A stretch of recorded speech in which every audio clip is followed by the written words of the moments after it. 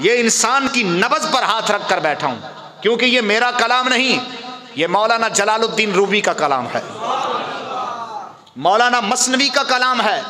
آپ نے انسانوں کی نبض پر ہاتھ رکھ کر یہ بیماری بیان کی، فرمایا انسان ہر کسی کی نبض اس بارے میں ایک ہے، ہر کوئی تمنا رکھتا ہے، ہر کوئی بلندی کی طرف جانے کی کوشش کرتا ہے، فرق اتنا ہے کوئی دنیا میں بلندی چاہتا ہے، کوئی دین میں بلندی چاہتا ہے، کوئی شیطان کو راضی کرنے کے لیے آگے بڑھتا ہے اور کوئی رحمان کو راضی کرنے کے لیے آگے بڑھتا ہے،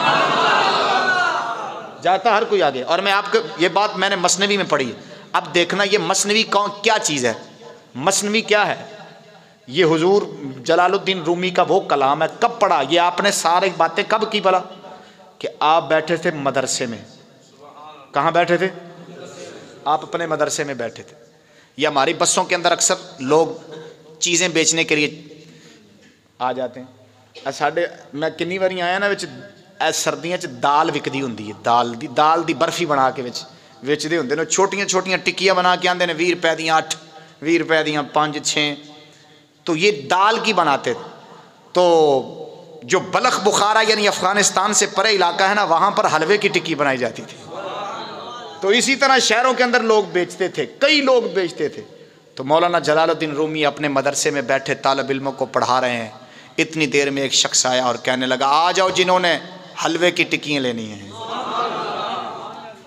1 درہم 1 ٹکی، 1 درہم 1 ٹکی۔ تو ہر کسی نے یہی سمجھا کہ جس طرح باقی لوگ بیچتے ہیں یہ بھی کوئی بیچنے والا آیا ہے۔ مولانا جلال الدین رومی سبق پڑھا رہے تھے، ابھی اوپر نہیں دیکھا، اس نے پھر کہا، مدرسے میں آ گیا، حالانکہ لوگ تو بیچتے ہیں بازاروں میں، وہ مدرسے میں آ گیا، کہتا کس نے لینی حلوے کی ٹکی آ جاؤ۔ آپ سبق پڑھا رہے تھے، آپ نے سمجھا شاید جس طرح پہلے لوگ بیچتے ہیں یہ بھی کوئی بیچنے والا آ گیا ہے۔ اتنی دیر میں اس نے پھر کہا میں دینے کے لیے آیا ہوں، لے لو میں دینے کے لیے آیا ہوں۔ تو جب یہ جملہ بولا نا تو آخر آپ عالم تھے، جانتے تھے یار بیچنے والا تو ایسا نہیں کہتا کہ میں دے کے ہی جانی ہوں، وہ دے اندر روپیے دے تو لو نہیں دے گا صحیح، یہ کہتا ہے میں نے دے کر ہی جانا ہے۔ تو آپ نے پہلے اوپر دیکھا ہی نہیں، لیکن جب اس نے کہا نا کہ میں نے دے کر ہی جانا ہے تو آپ نے ایسے اوپر دیکھا، کیونکہ پڑا تو ہوا تھا نا، لیکن ابھی اندر کا دل جو کھلا نہیں تھا۔ جب دیکھا نا تو فرمایا اچھا کتنے کی دیتے ہو بھائی؟ اس نے کہا 1 درہم لگے گا 1 ٹکی، 1 درہم 1 ٹکی، 10 درہم 10 ٹکیاں۔ سناواں گل؟ ابھی مثنوی شروع نہیں ہوئی، مثنوی جڑی میں پڑھ رہے ہیں اگے مثنوی سناواں گا۔ یہ مثنوی جو ہے ابھی شروع نہیں ہوئی، ابھی حضور سبق پڑھا رہے ہیں، مثنوی کوئی نہیں، بالکل مثنوی کا وجود ہی نہیں ہے۔ تو مثنوی کہاں کب آئی؟ بس وہی سنانے لگا، اونچی بولو۔ صدقے جاواں ادھر ویکھ ذرا غور فرماوے اج میرے پاک مدینے دے تاجدار کریم آقا صلی اللہ علیہ وآلہ وسلم دا غلام حدیث دا سبق پڑھا رہے نے، حدیث دا سبق پڑھا رہے نے۔ انہیں آواز دیتی ٹکی لے لو، میں دے کے ہی جانی ہے، حلوے دی ٹکی دے کے ہی جانی ہے، ذرا غور ہوئے۔ آپ نے اتا نگاہ فرمائی، کی ویکھیا ہے؟ ویچن والا پھٹے پرانے کپڑے پائی پھردا ہے، حالت بھی میلی کچیلی ہے، حلوہ بھی انج لگدا ہے جویں دھوڑ پئی ہوئی ہے اتے، انج میلا کچیلا حلوہ ہے۔ آپ نے اتا نگاہ فرمائی، حیران ہو گئے، ایک قیمت تے ہوئی لائی پیا ہے جڑے باقی لاؤندے نے، لیکن انہاں دا حلوہ بڑا چمکدار ہوندا ہے، بڑا صاف شفاف ہوندا ہے، انہاں نے کپڑیاں دے اندر لکایا ہوندا ہے۔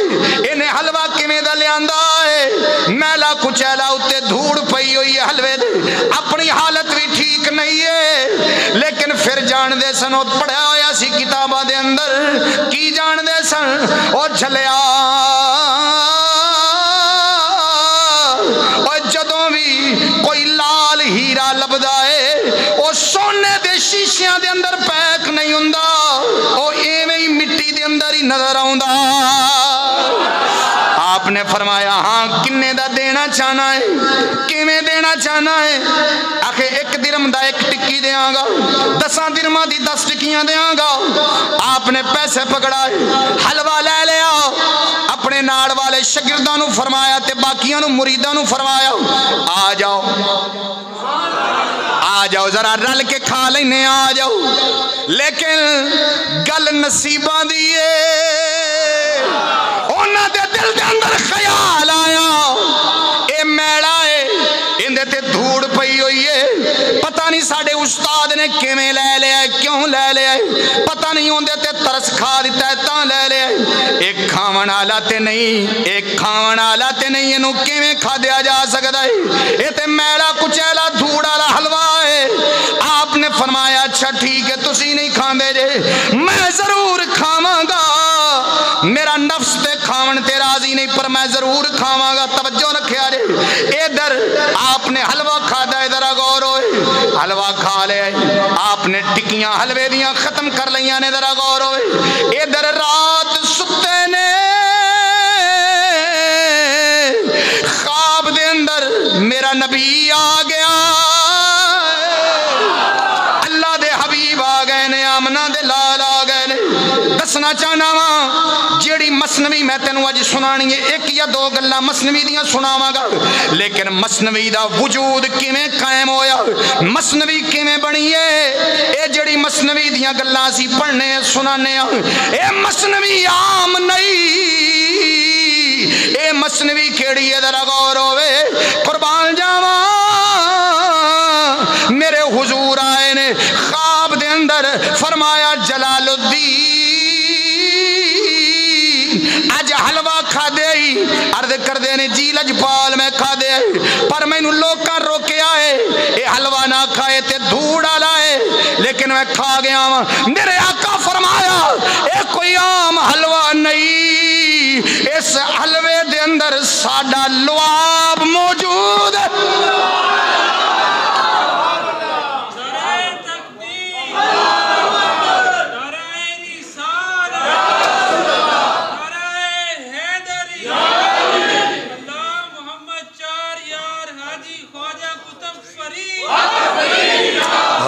اونچی بولو. فرمایا یہ حلوہ کوئی عام حلوہ نہیں ہے اس حلوے میں ہمارا ساڈی تھک مبارک رلی ہوئی سی.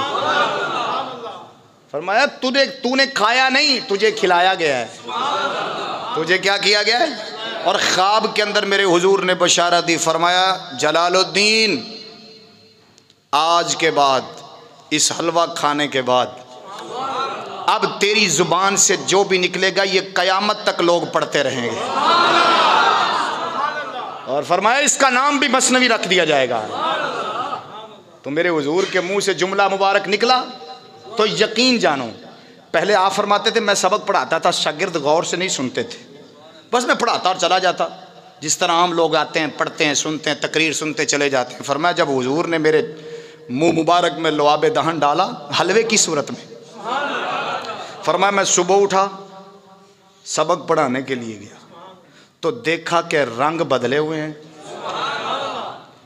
جو لوگوں میں پہلے محبت سی اس سے بھی زیادہ ہو گئی ہے. اب لوگ کھڑے ہیں کلمے لے کر فرماتے ہیں جلال الدین اب منہ سے جملہ نکالو. ہائے ہائے ہائے بابے نو بہتا مزہ آ رہا ہے جنہوں نے مثنوی تھوڑی بہتی چیتے ہے جواناں نو